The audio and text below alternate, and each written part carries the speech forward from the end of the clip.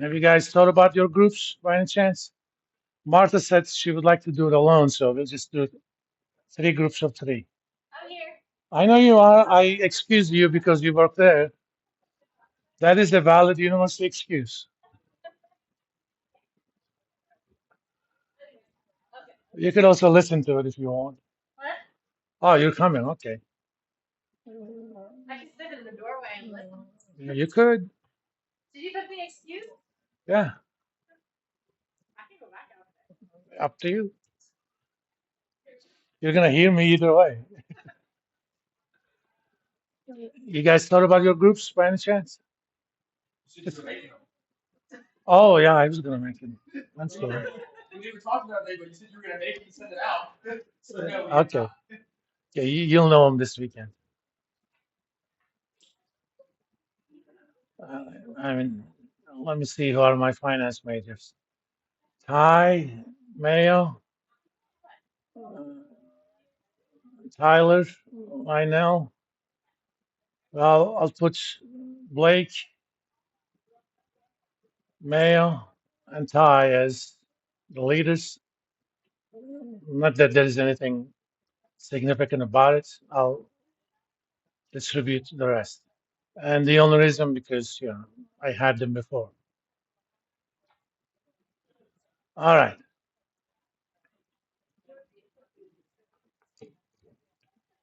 2 days my mouth has been dry.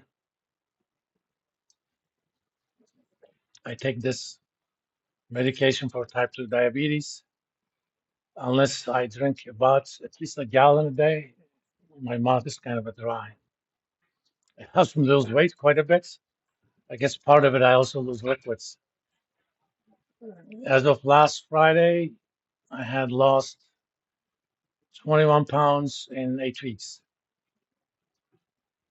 So I got 39 more to go to reach my ultimate target, which is a weight that I haven't been since 1988. My intermediate target is 200. I haven't been below 200 probably since 2003.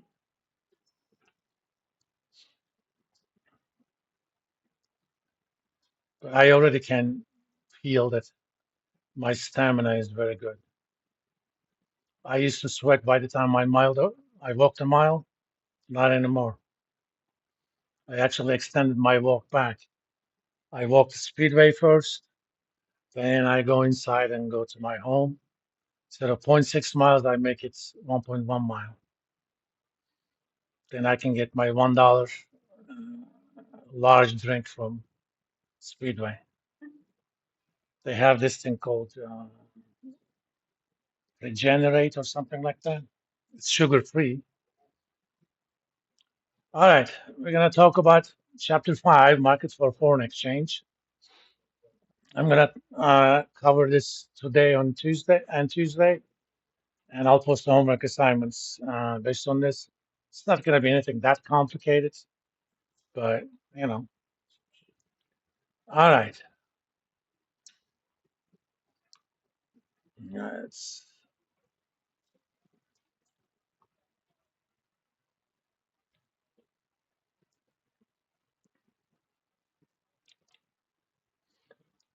okay. Function.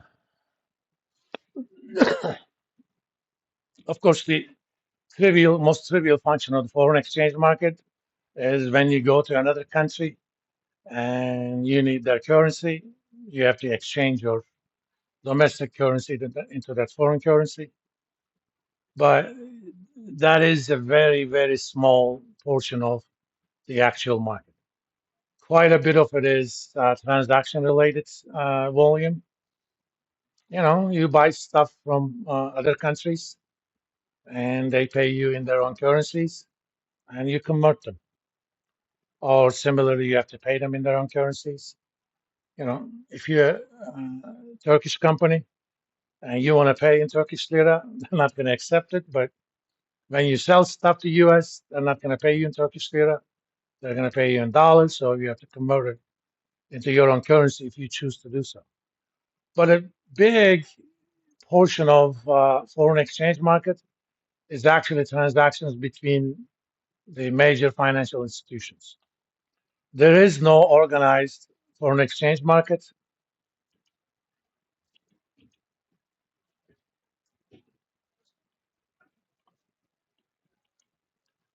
All the transactions are in the so-called over-the-counter. In the old days, literally transactions were over-the-counter, so the name has stuck. And I'll go through how a transaction between two major players happen, but it's almost a 24-hour market. Uh, major segments are basically Far East and Australasia. Australia, Sydney, New Zealand, Tokyo, Hong Kong, Singapore, and Bahrain. You have the Europe market.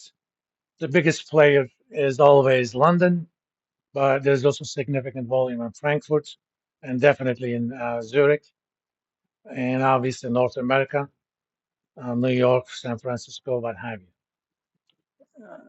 Let me go through the page up. Come on. Why can't I go page up? Okay. This is kind of the average number of conversations between institutions. This is like 1 a.m. in New York. Oh, that's 10 a.m. in Tokyo. Okay. And it kind of uh, goes down a little bit. Then, while Tokyo is about to close, London is opening. Asia closes later. Before London closes, America opens, and so on and so forth. In fact, you can even find transactions on Saturdays. Uh, you may or may not know that the Sabbath in Muslim countries is on Friday. Obviously, in Israel, it's Saturday, and most other countries, it's Sunday. Typically, you don't find much transactions on Sunday, but if you really had to trade, you'll find somebody to trade with you on a Saturday. Australia would be on Monday. Monday here. Yeah. Yeah. When you're on Sunday, that'll be Yeah. it's a Monday. So it's almost a 24-hour market. It's kind of a two-tier market, the interbank market. Uh, there is no transaction for $100,000 on interbank market.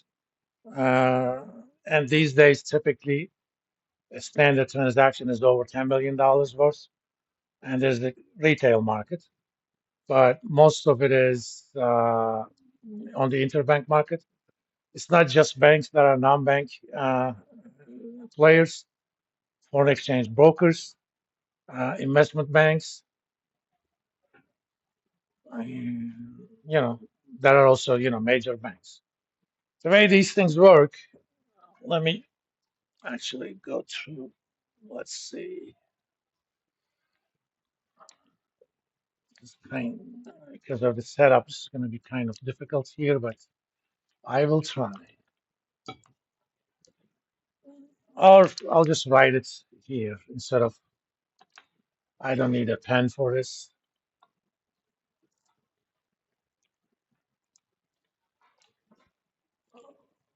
Okay, let me.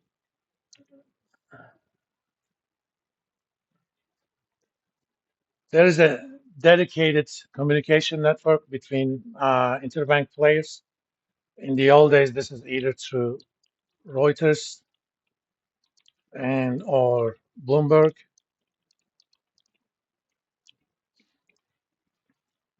When I worked in the industry back in late 90s, we actually had Reuters screens. Suppose I'm Chase or I'm DLJ, short for Donaldson, Lufkin, and Jenrette.